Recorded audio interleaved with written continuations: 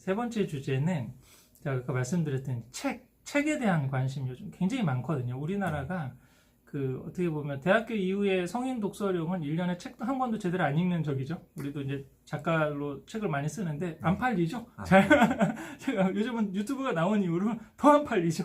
주식이라든지 그런 책들만 좀 팔리고. 그렇죠. 그러니까 방송으로 때우려고 그러지 책을 이제 읽지 않는데, 사실은 이 책을 읽는다라고 하는 게 두뇌의 고도한 어떤 그런 훈련들이기 때문에 책을 읽을 수 있는 사람이 책을 쓸 수 있는 사람이 되는 거고, 어떻게 보면 영상이라든지 그런 거는 삶을 변화시키는 에너지까지는 이어지지 못하는 것 같거든요.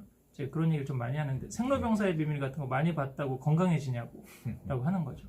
그다음에 감동적인 영화를 봤다고 그게 뭔가 삶이 변하나? 이거는 굉장히 좀 힘든데, 감동적인 영화 수많은 편이 나왔잖아요. 근데 그렇지 않은데 책 보고 인생이 변했다는 사람은 이렇게 나온다는 거죠. 지금 우리 작가님이 가장 대표적인 가시고기 한 권 보고 인생을 그러니까 그 문자 속에 문자를 독해내는 그 능력 가운데 뇌적인 어떤 에너지랑 우주적 기운과 그 작가가 가지고 있는 기운이 이렇게 융합되면서 나오는 그 체득되는 삶을 소화 흡수해서, 그 지식을 소화 흡수해서 내 것으로 만들어서 변화시키는 에너지가 나오는 힘이 생기는 것 같거든요.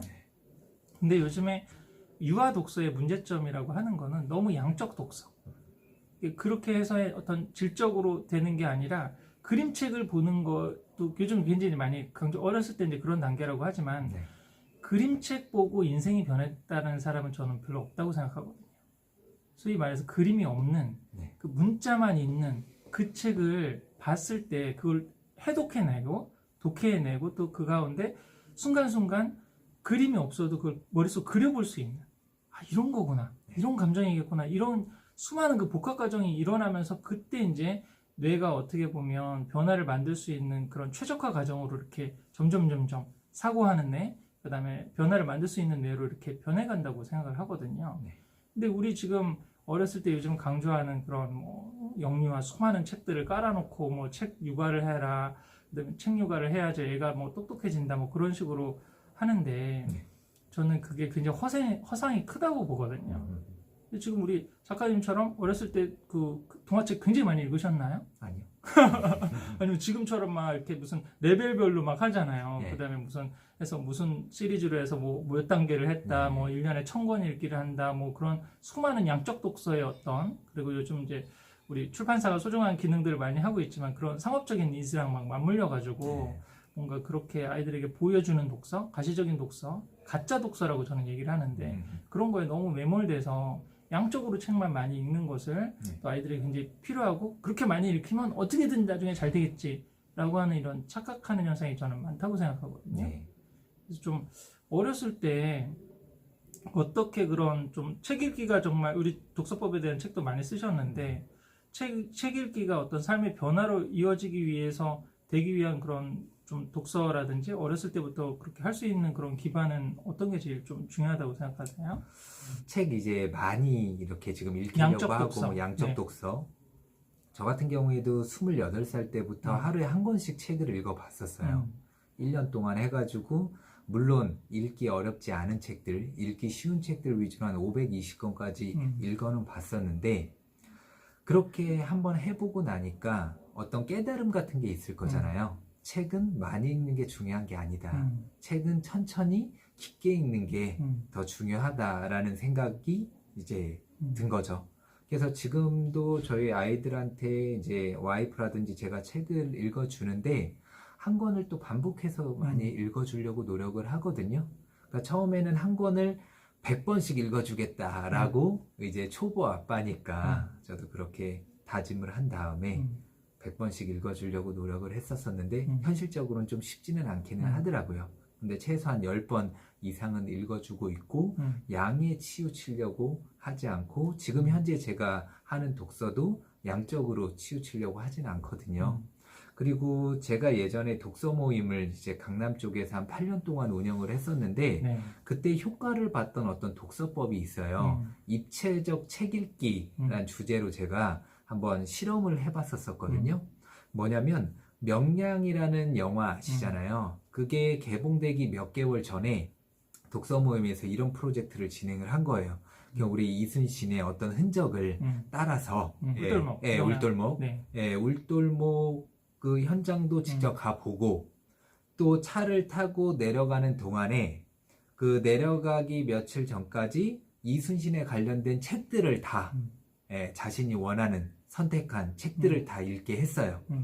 근데 그때 한 7, 8명이 함께 내려갔었는데 다 이순신에 관련된 책들만 읽을 것 같은 거예요. 그래서 저는 이순신을 옆에서 도와가지고 함께 전쟁에서 이렇게 승리한 그런 또 장군들 이야기들 많이 있잖아요. 저는 그런 책들 위주로 읽어 나가면서 노트에 다 정리를 했어요.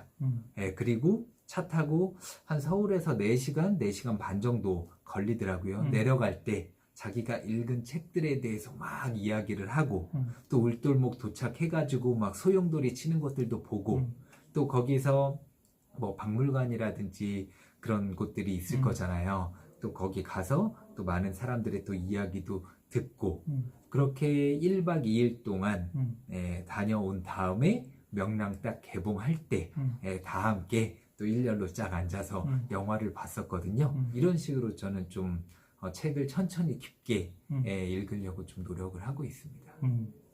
맞습니다. 그래서 사실은 제가 인문학 지혜독서에서 좀 얘기하는 그런 부분인데 한 줄기 아까도 지금 어떻게 보면 이순신이라고 하는 주제 하나를 묶어서 다양한 책으로 해서 그게 시너지가 났을 때 그런 집단지성이 될 수 있고 그런데 한 사람은 이순신하고 한 사람은 뭐 나폴레옹하고 한 사람은 뭐 징기스칸하고 이런 식으로 하면 주제가 융합되기는 사실 쉽지는 않은 거거든요.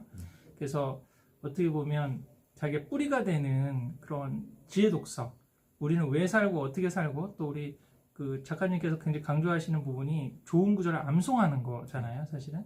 암송을 해서 내 삶을 그리고 어떻게 보면 좋은 그런 인문학 책이라고 하는 거는 암송할 만한 가치가 있는 컨텐츠를 담고 있는 거여야 되거든요. 그거를 그 주제를 계속 반복하는 거죠, 사실은. 반복을 해서 그 부분이 어떻게 보면 중심이 되고 코어가 돼서 기초가 됐을 때 그리고 그 인문학적인 텍스트가 나는 왜 살고 어떻게 살아야 되는지에 대한 답을 줄 수 있는 그 부분이 그 지혜 독서적인 부분이 되고 나머지 양적 독서가 필요한 부분은 저는 재능 독서라고 생각하거든요.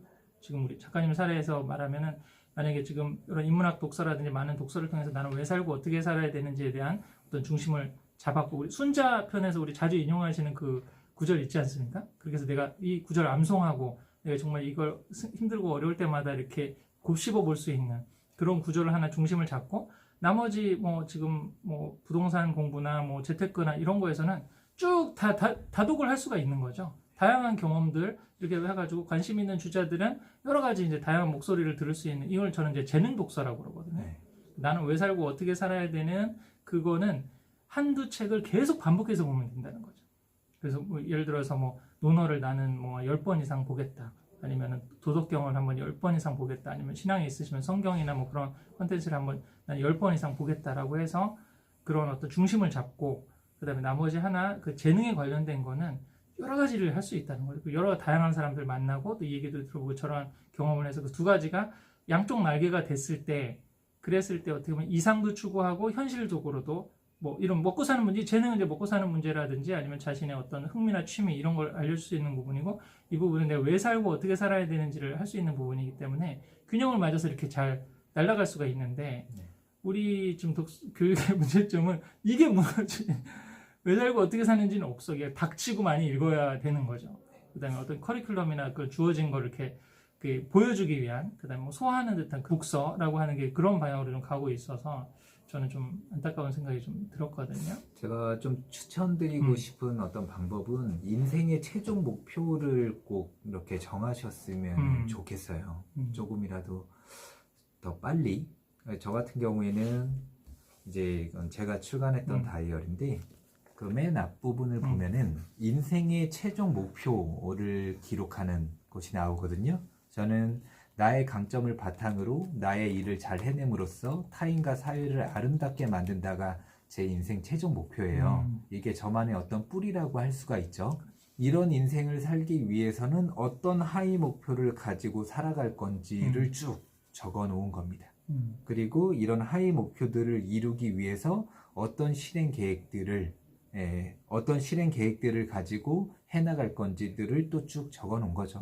제 인생의 어떤 로드맵이라고 할 수가 있거든요. 여기서 중요한 건 인생의 최종 목표는 언제든지 변할 수는 있어요. 근데 더 좋은 방향으로 변하긴 해야 되겠죠. 그래서 나만의 어떤 뿌리, 아까 작가님께서 이야기하신 것처럼 나만의 뿌리를 저는 만드는 그 과정을 인생의 최종 목표를 하루라도 빨리 정한 다음에 그런 인생의 최종 목표대로 살기 위해서 어떻게 해야 되지? 이런 질문을 던지면서 하나하나 채워나가다 보니까 굉장히 삶이 좀 많이 풍요로워지는 어떤 그런 경험을 하고 있습니다. 네, 좋습니다.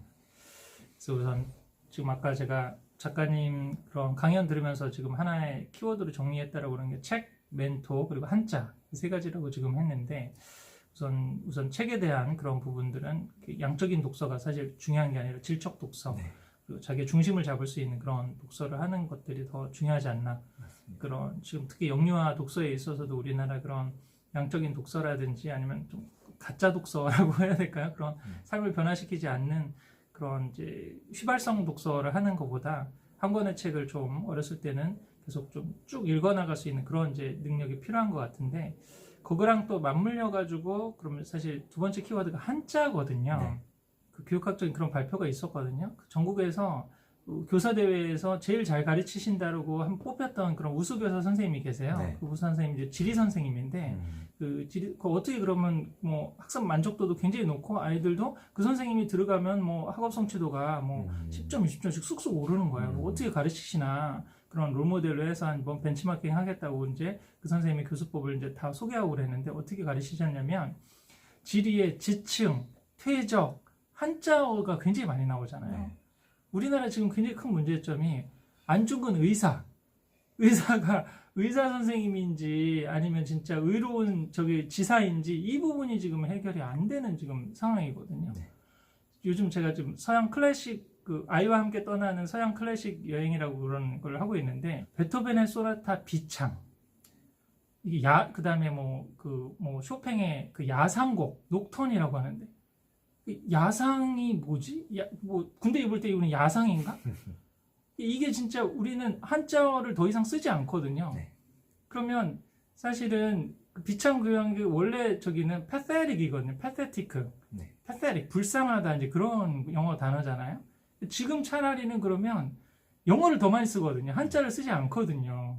근데 그 일본식 한자 옛날에 내려왔던 그 제목이 있으니까 아이들이 그 더 어려운 거죠. 이 지리 선생님이 했던 방법은 이제 뭐냐면 지층이 뭔지 땅지자의 층층자다. 그러면 그 한자만 알아도 벌써 개념의 50% 이상을 지금 알고 넘어가거든요. 근데 이런 부분에 있어서의 언어적 무기를 갖춰야 돼요. 그게 이제 한자라든지 아니면 또 국어랑도 연관이 되겠지만 요즘 이제 영어라든지 영어를 쓰는 개념들이 훨씬 더 많으니까 그런 부분에 있어서의 어떻게 보면 월광 소나타 이 영어로 하면 문라이트거든요. 달빛인데 월광이라고 이걸 하면은 안 되는 거예요. 근데 그 부분을 한자를 공부했으면 이 독해 능력이 완전히 이거는 그 가속 추진기를 단다라고 그럴까요?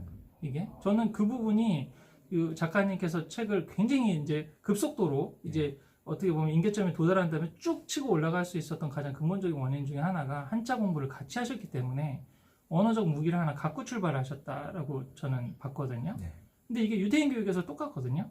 유대인 교육에서도 그 토라, 탈무드, 히브리어라든지 아니면 영어라든지 그러니까 아이들한테 뭐 따로 이렇게 뭐 언어 공부를 가르치고 그러지 않는데 토라라고 하는 그런 경전을 읽어야 되니까 자동적으로 그냥 언어 공부가 되는 거예요.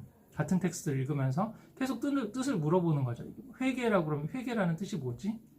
의로움, 공의라고 그러면 공의가 뭐지? 그런 언어에 대한 공부 이 부분이 갖춰진 다음에 사실은 이게 지식이 급성장할 수 있는 그렇게 되는데 우리 뭐 잘 아시겠지만 우리 조승현 작가님 또 사실 그 젊은 나이에 거의 인문학에 웬만한 교수님 이상을 넘어가는 그걸 갖춘 게 조승현 작가님이 라틴어를 공부했잖아요. 사실 대회 가서 라틴어를 공부하고 영어, 불어라든지 서양 언어 라틴어가 기본이 되니까 불어, 영어, 뭐 독일어가 쭉 따라오는 거죠. 사실은 그 어떻게 보면 서양 세계에서 라틴어는 한자어 같은 건데 근데 이 부분에서 저는 작가님께서 또 하나 한자라든지 아니면 사실은 언어에 대한 이 부분을 같이 잡고 들어가셨기 때문에 굉장히 조금 어떻게 보면 독서에 있어서 굉장히 이렇게 점핑이 일어날 수 있는 토대가 되지 않았나. 저는 그 강연을 들으면서 좀 그런 생각이 많이 들었거든요. 그걸 뭘 생각하고서 외웠었던 건 아니고 그렇죠.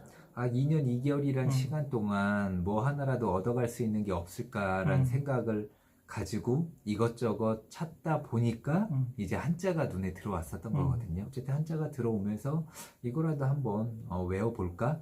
심심하잖아요. 그 경계근무 가서 그 보초를 쓴다는 게 또 과거라든지 또 미래를 생각하는 시간도 한계가 있고 그러면서 시간 때우기 용으로 한번 하루에 2자씩 외워보자 라는 생각으로 외웠었는데 이게 재밌는 거예요. 그리고 군대에서 어떤 상부 지시 같은 게 내려오면 출력해가지고 이제 한자로 돼가지고 이제 보고서처럼 이렇게 게시판에 붙어져 있었는데 어느 순간 그런 것들이 조금씩 읽히게 되고 그 다음에 또 이제 간부님들이 봤던 어떤 뭐 동아일보라든지 그런 신문 그런 거 한번 훑어봤는데 거기서 이제 또 읽히는 단어들이 생기면서 배움의 기쁨이란 거를 그때 깨달았었던 거죠. 그러면서 또 눈을 돌려보니까 뭐 고사성어 관련된 또 책들도 곳곳에 있다는 게 눈에 들어와 가지고 고사성어까지 추가해서 하나하나씩 또 외우고 그런 식으로 관심을 갖다 보니까 또 한자 능력 검정 시험이라는 이렇게 또 시험 제도가 있구나. 나도 이거 한번 그 제대하고 나서 한번 따볼까라는 목표가 생기면서 또 더 열심히 공부를 하게 되고 그게 또 공부를 하다 보니까 또 삼국지란 책을 저는 25살 때 처음으로 읽었었어요. 근데 거기에는 이제 고사성어도 많이 나오고 한자도 많이 나오잖아요. 네, 그런 것들이 이제 익숙해지다 보니까 더 재미나게 읽게 됐었던 거죠. 네, 그러면서 근데 그런 것들을 뭐 외우고 또 사용하지 않으면은 금방 까먹잖아요. 그래서 어떻게 하면은 좀 더 까먹지 않고 오랫동안 기억할 수 있을까라는 또 질문을 던지면서 이제 그럼 내가 어떤 노트라든지 어떤 기록을 남기는 그 모든 순간을 한번 한자로 쓰는 연습을 해보자 라고 하면서 계속 써나가다 보니까 그렇죠.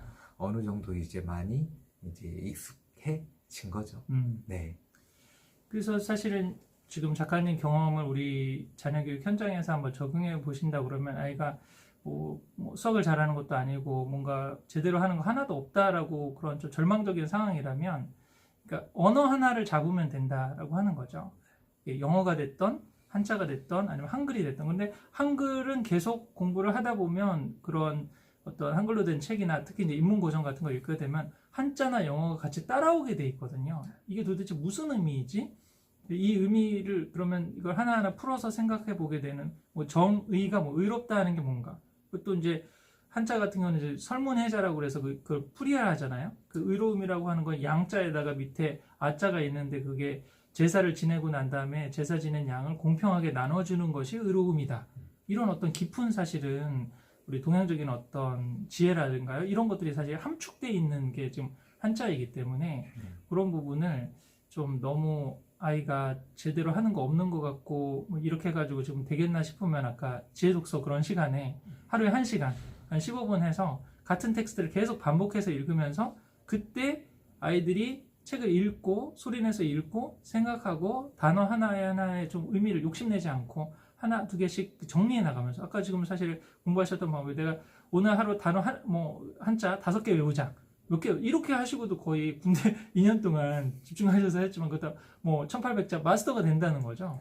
그런 목표로 우리 뭐 앞으로 중고등학교 6년 동안 뭐 1800자 그렇게 뭐 의도적으로 안 하더라도 그 읽은 대목에서 그때 나오는 그 부분만 한자로 나오고 뭐 화이트보드 같은 데다 하나 적어놓고 아니면 우리 식탁 앞에다가 하나 적어놓고 이게 단어 이거 일주일에 5개만 외우자 라는 식으로 사실은 해줬을 때 이게 또 하나 아이들의 어떤 지적인 공부 그릇의 하드웨어가 될 수 있다고 저는 생각하거든요.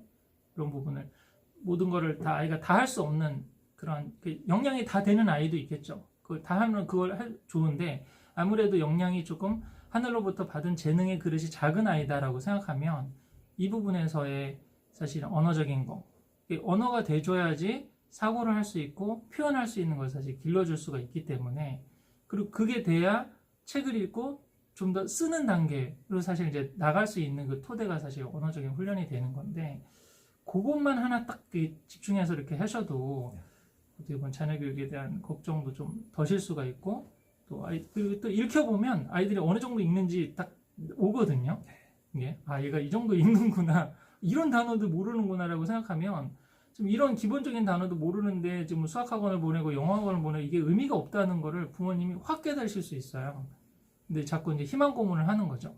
이게 그 아이 상태가 어는지도 모르고 좋은 학원에 보내고 뭐 과외만 붙이면은 공부 잘할 줄 아는 그런 착각을 하는 부분들이 많기 때문에 이 부분도 사실 언어적인 측면에서 하나 또 생각을 해보시면 좋지 않을까 싶습니다.